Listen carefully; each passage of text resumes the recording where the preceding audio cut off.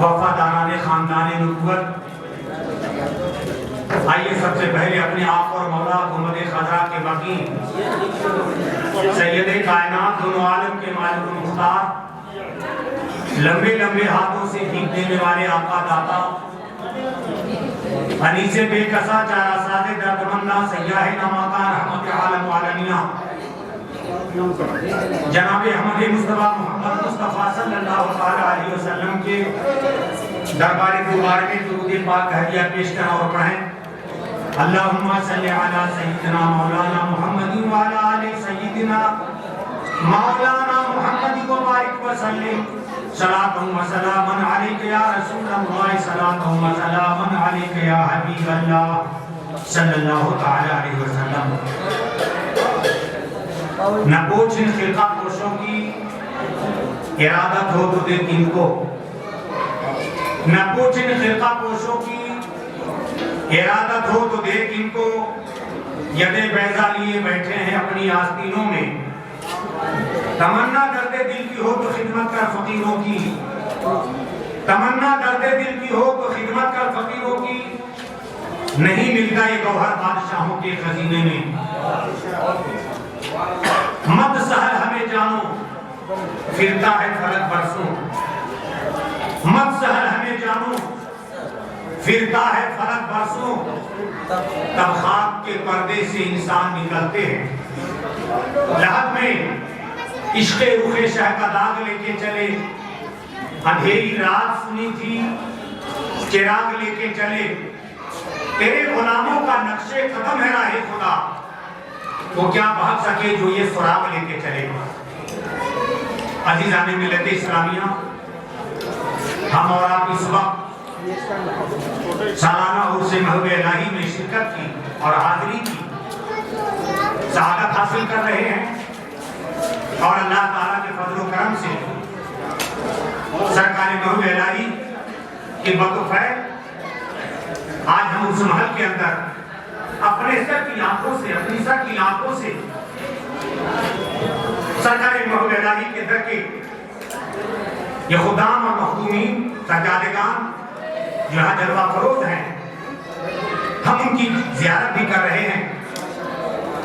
بالخصوص پیر طریقت رہبر راہ شریعت مفکر اسلام دوسرے قوم و ملت حضرت علامہ سید فرید احمد نظامی صاحب کی بلا جانشین حضور پیر احمد نظامی صاحب اور فکر و قلم کے بادشاہ عظیم دانشور اور سلسلہ چشتیہ نظامیہ کے گلے سرسب حضرت پیر سید سراج احمد مدنی صاحب اور خانوادہ کی دیگر شاہزادگان مخدومین یہاں جلوہ فروز آپ ان کی زیارت کر رہے ہیں، اور اپنے دامن کو آپ حضرات مرادوں سے بھر رہے ہیں۔ اللہ تعالیٰ ہماری حاضری کو اور ہماری یہاں پر موجودگی کو اور اپنے بزرگوں کی مخدومین کی زیارت کو اپنی بارگاہ کرم میں قبول فرمائے۔ حضرات گرامی وقار، آج کے دن آپ کو معلوم ہے قرآن کا جو سلسلہ ہے انشاءاللہ تعالیٰ کل باضابطہ خطاب ہوگا اور وہاں تشریف لائیں گے۔ آج محفل اجتماع کے ساتھ ساتھ مشاعرے کا پروگرام ہوتا ہے، اور میں بھی اس لیے حاضر ہوتا ہوں کیونکہ میں مولوی کے ساتھ ساتھ ایک صاحب دل صوفی بھی ہوں، تو میں صرف شرکت کے لیے اور حاضری کے لیے آ جایا کرتا ہوں، کوشش کرتا ہوں تمام دن حاضر ہیں، لیکن کل اور پرسوں دو دن مرحلہ شریف کے اندر حاضر تھا، آج یہاں پر حاضر ہو گیا۔ اللہ تعالیٰ میری حاضری کو بھی قبول فرمائے۔ حضور صاحب سجادہ پیر طریقت کا حکم ہوا کہ چند لمحوں کے لیے میں سرکار محب الہی کی بارگاہ میں نفس کی شکل میں خراج عقیدت پیش کروں، میں حاضر ہو گیا۔ صرف چند منٹ میں حضرات کی خدمت میں حاضر رہوں گا۔ میں نے قرآن پاک کے بڑی مشہور معروف آیت کریمہ کی تلاوت کا شرف حاصل کیا ہے۔ رب کریم فرماتا ہے قُلْ لَا أَسْأَلُكُمْ عَلَيْهِ أَجْرًا إِلَّا الْمَوَدَّةَ فِي الْقُرْبَى، اے محبوب آپ فرما دیجئے میں تم سے دین کی دعوت اور تبلیغ کے اوپر کسی اجر کا مطالبہ نہیں کرتا، میں تم سے صرف اپنے اہل و عیال، اپنی آل کی محبت کا سوال کرتا ہوں۔ سبحان اللہ سبحان اللہ۔ آخرات کے ذہن یہ بات ہونی چاہیے، حضرت محب الہی کے رگوں میں بھی آل مصطفیٰ کا خون دوڑ رہا تھا۔ اللہ اللہ۔ اور وہ سارے فضائل و مناقب جو حدیث کریمہ میں، قرآن پاک کی آیت کریمہ میں اہل بیت رسالت کے حوالے سے مذکور ہیں، اللہ تعالیٰ نے وہ ساری فضیلتیں آپ کو بھی عطا فرمائی تھی۔ سبحان اللہ سبحان اللہ۔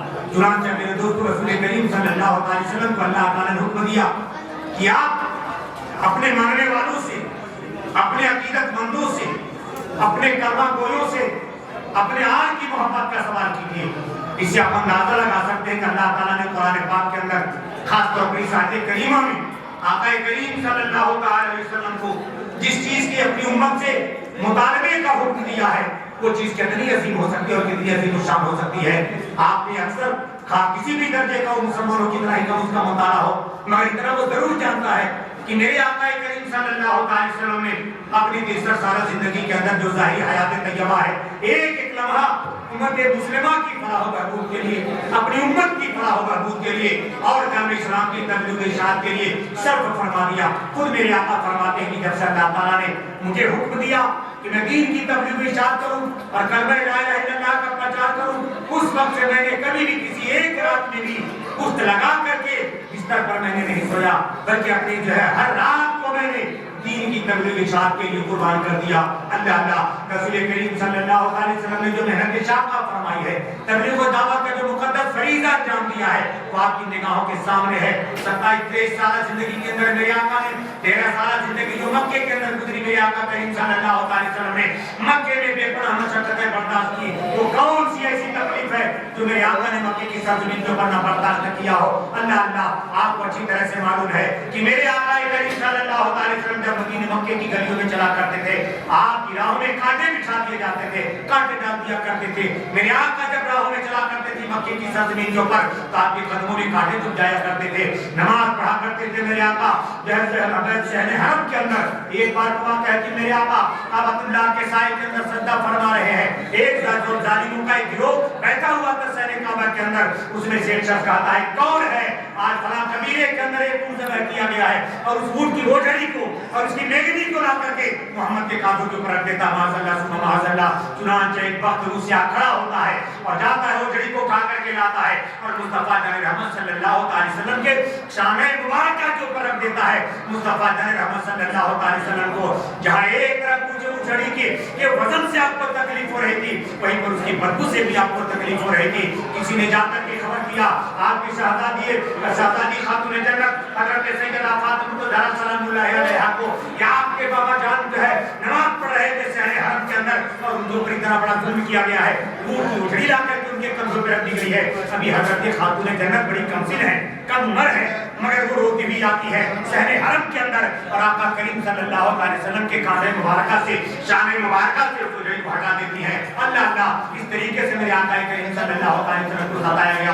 میں زیادہ تفصیل کے اندر نہیں جاؤں گا، نہ تفصیل کے یہاں پر موقع ہے۔ اور میرے آقا جب 13 سال کے بعد مدینے کی سرزمین پر قدم رکھتے ہیں، ہجرت فرماتے ہیں، یہاں پر میرے دوستو جنگوں کا سلسلہ شروع ہو جاتا ہے۔ آپ کے دادان مبارک شہید کیے جاتے ہیں، آپ کے قدمان مبارک جو ہے لہولہان ہو جاتے ہیں، بے پناہ طریقوں سے آپ کو ستایا گیا، مگر میرے آقا نے اپنی دعوت تبلیغ کا کوئی مطالبہ نہیں کیا کہ میرے دادان مبارک شہید ہوئے ہیں، مجھے لا کر کے نذرانہ پیش کیا جائے، میں نے تمہیں کلمہ پہنچایا ہے، مجھے نذرانہ پیش کیا جائے، میرے گراہوں میں کانٹے بچھائے گئے ہیں، لہذا مجھے نذرانہ پیش کیا جائے۔ میرے آقا نے اپنی دعوت و تبلیغ کا کوئی مطالبہ نہیں کیا، کوئی نہیں مانگا۔ اللہ تعالیٰ نے حکم دیا اگر آپ کو کچھ مطالبہ کرنا ہے اپنی امت سے، اپنی قوم سے، تو آپ اپنے آل کی محبت کا سوال کیجیے۔ سبحان اللہ سبحان اللہ۔ حسنین کریمین کی محبت کا سوال کیجیے، مولا علی کی محبت کا سوال کیجیے، حضرت خاتون جنت کی محبت کا سوال کیجیے۔ اللہ اللہ تو میرے آقا کریم صلی اللہ علیہ وسلم نے اپنے آل کی محبت کا سوال کیا۔ میں اختصار کے ساتھ اپنی گفتگو کو سمیٹوں گا۔ سوال پیدا ہوتا ہے وہ آقا جنہوں نے دنیا کے ایک ذرے کا بھی مطالبہ نہیں کیا اپنے دعوت اور تبلیغ کے مقابلے میں، تو اللہ تعالیٰ نے ان کو کیا حکم دیا کہ اپنے آل کی محبت کا سوال کیجیے۔ کیا رسول کریم صلی اللہ علیہ وسلم دنیا کے اندر اپنی آل کا اقتدار قائم کرنے کے لیے آئے تھے، اپنی آل کی حکومت قائم کرنے کے لیے آئے تھے، اپنے آل کو دنیا کی نعمتوں سے، دنیا کے مال و متا سے ان کو جو ہے برابر کرنے کے لیے آئے تھے؟ نہیں نہیں، اللہ تعالیٰ نے اپنے آل کی محبت کا ہم سے اس لیے تقاضا کروایا رسول رسول پاک سے، اس لیے کہ معلوم تھا کہ دنیا کے اندر دین چلے گا رسول پاک یاد کے ذریعہ چلے گا، سادات کرام کے ذریعہ چلے گا، حضرت کریمین کے ذریعہ چلے گا، مولا کی نظر پاک کے ذریعہ چلے گا۔ وہ سلسلہ کبھی غوث اعظم تک پہنچے گا، کبھی محبوب الہی تک پہنچے گا، کبھی مدعے کی ساتھ سرکار غریب نواز کے دربار کے اندر پہنچے گا۔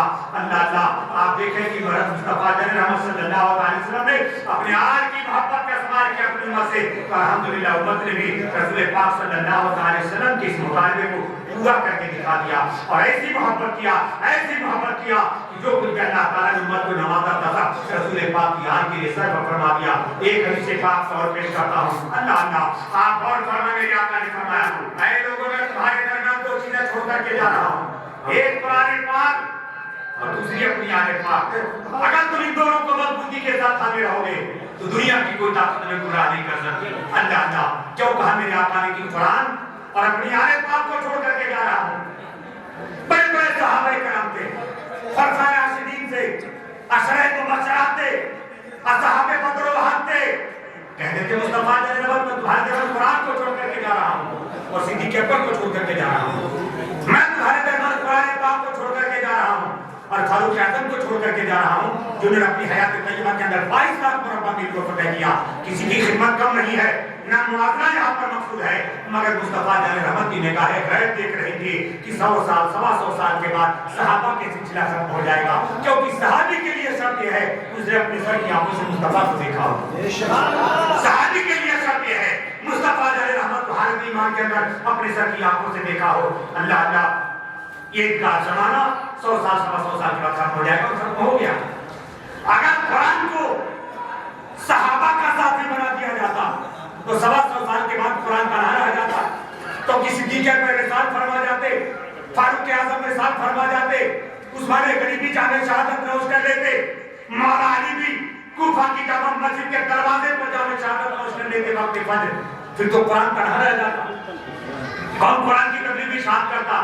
اس لیے میرے آقا نے فرمایا کہ میں تمہارے درمیان قرآن کو اور اپنے خاندان کو چھوڑ کر کے جا رہا ہوں۔ سبحان اللہ سبحان اللہ، اس لیے کہ صبح قیامت تک قرآن بھی موجود رہے گا اور میری آل پاک بھی موجود رہے گی۔ سبحان اللہ سبحان اللہ۔ آپ نے دیکھا اب تک کیا سلسلہ ہونے سے ایک آج حضرت سیدنا سلطان المشائخ محمد علی سید نظام الدین اولیاء کی ذات ذکر اللہ اللہ حضور کی ایک سنت پر میں گفتگو کر کے اپنی گفتگو ختم کر دوں، کیا ہجرت؟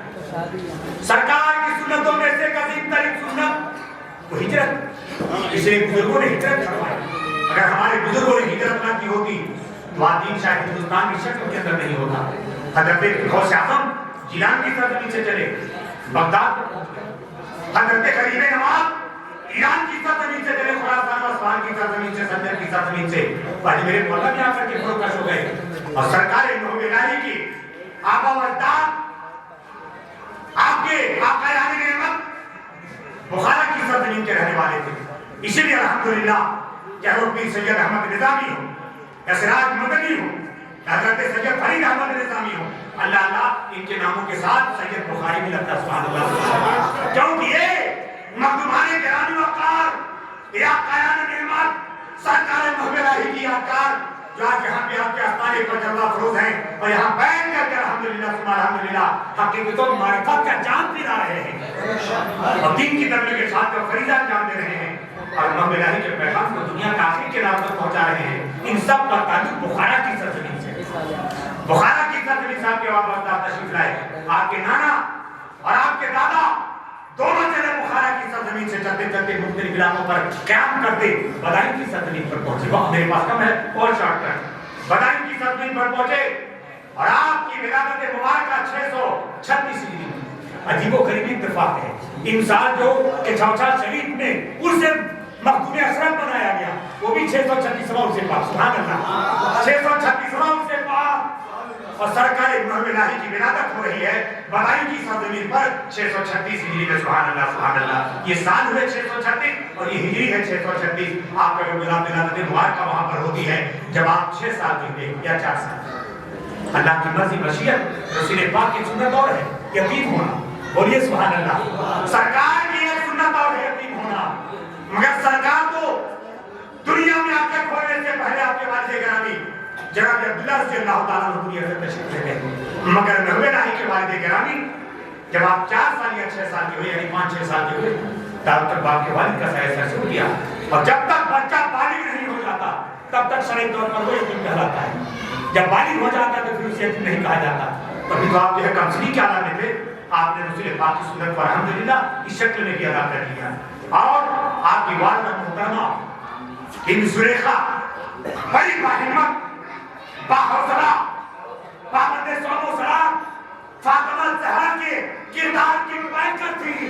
چنانچہ انہوں نے ذرا برابر جو ہے حضرت محمد علیہ کے اس بات کے احساس نہیں ہونے دیا کہ بیٹا تمہارے سر سے والد کا سایہ ہو گیا ہے. ابھی میں زندہ ہوں اور جب تک میں زندہ رہوں گی انشاءاللہ تعالیٰ تمہاری کفالت کرتی رہوں گی، تمہاری تربیت کرتی رہوں گی، تمہارے سارے ناز میں تمہاری ناز برداری کروں گی اور تمہارے سارے ارمانوں کو میں اٹھاؤں گی. سبحان اللہ. چنانچہ آج یہ شریعت و طریقت کا امام، حقیقت و معرفت کا گلے سرسد اور توحید و رسالت کا یہ عظیم علمبردار اور پاسبان جو یہاں جلوہ افروز ہو کر کے پچھلے کئی سو سالوں سے اللہ اللہ قلب حق کا نعرہ بلند کر رہا ہے، اور آپ کے دربار سے جو لاکھوں کروڑوں فیض اٹھا رہے ہیں، تو اگر یہ مرتبہ محمد علی کو ملا ہے تو اس کے اندر ایک بہت بڑا حصہ اور کردار آپ کی والدہ محترمہ کا ہے.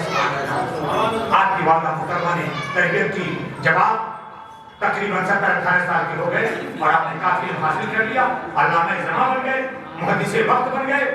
آپ کا تو علم حدیث میں بہت عظیم مقام تھا، تفصیل میں نہیں جاؤں گا، میرا وقت ختم ہو رہا ہے. لیکن ایک علم جو علم منطق ہے، علماء کو ناز ہوتا ہے کہ میں بہت بڑا منطقی ہوں، بہت بڑا فلسفی ہوں.